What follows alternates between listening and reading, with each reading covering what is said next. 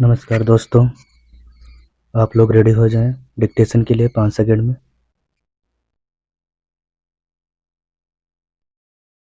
Start.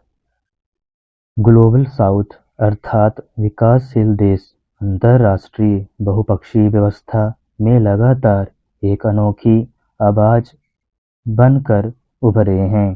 इस परिभाषा से तात्पर्य विकासशील देशों के अपना विशेष दर्जा प्राप्त करने और अपनी विशेष चिंताओं को मान्यता दिलाने की दिशा में संघर्ष जारी रखने से है।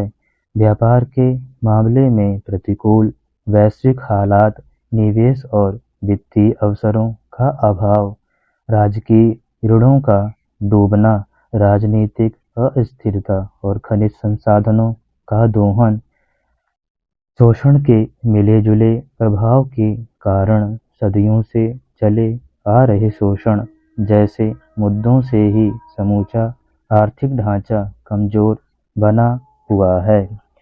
अभी हाल में जलवायु, कोविड संघर्ष और मुद्रास्फीति तथा जीवन यापन की बढ़ती लागत, क्लाइमेट, कोविड कॉन्फ्लिक्ट और कास्ट ऑफ लिविंग जैसे कारकों के कारण भी राजनीतिक अर्थव्यवस्थाओं पर दबाव और ज़्यादा बढ़ता जा रहा है।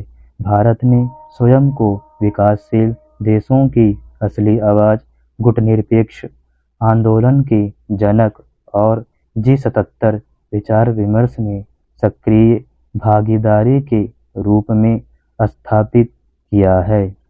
दशकों से उसने अपनी बढ़ती साख की पूंजी के बल पर वैश्विक नियम निर्धारण व्यवस्था में अहम सफलताएं प्राप्त की हैं। सिंधु घाटी और तत्कालीन अफ्रीकी सभ्यताओं के बीच व्यापार संबंधों के दस्तावेज मौजूद हैं। भारत अफ्रीकी देशों को निर्यात करने वाले 5 सबसे बड़े निवेशकों में से है।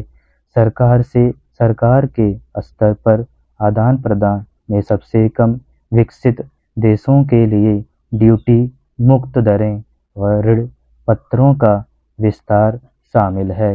ONGC जैसे सार्वजनिक क्षेत्र के प्रतिष्ठानों ने उत्तरी और पश्चिमी अफ्रीका में निवेश किया है। रिलायंस लिमिटेड को नाइजीरिया और मेडागास्कर में तेल खुदाई ब्लॉकों में ठेके दिए गए हैं। कई भारतीय कंपनियों ने दक्षिण अफ्रीका, मिस्र, सूडान, मोजाम्बिक में तथा घाना और नाइजीरिया के प्राकृतिक संसाधनों में बड़े निवेश किए हैं। ये निवेश कृषि, व्यापार, फार्मास्यूटिकल्स, सूचना प्रौद्योगिकी और ऊर्जा जैसे क्षेत्रों में हुए हैं। 2022-23 में भारत अफ्रीकी देशों के बीच कुल कारोबार लगभग $100 अरब तक पहुंच गया। अंतर्राष्ट्रीय मुद्रा कोष का अनुमान है कि भारत के सीधे विदेशी निवेश का 22.5% अफ्रीकी देशों में किया गया और यह मौजूदा निवेश $32 अरब का है। मॉरिशस, दक्षिण अफ्रीका और मोरक्को ने भी भारत में निवेश किए हैं, जो लाखों डॉलर के हैं। भारत में अभी अफ्रीका के सीधे निवेशी निवेश $73 अरब के हैं। कृषि, खाद्य सुरक्षा और ग्रामीण विकास की उत्पादक क्षमता के निर्माण पर ध्यान केंद्रित करने की जरूरत है। LDC देशों को व्यापार और आर्थिक समन्वय के जरिए लचीली व्यवस्था तैयार करनी होगी।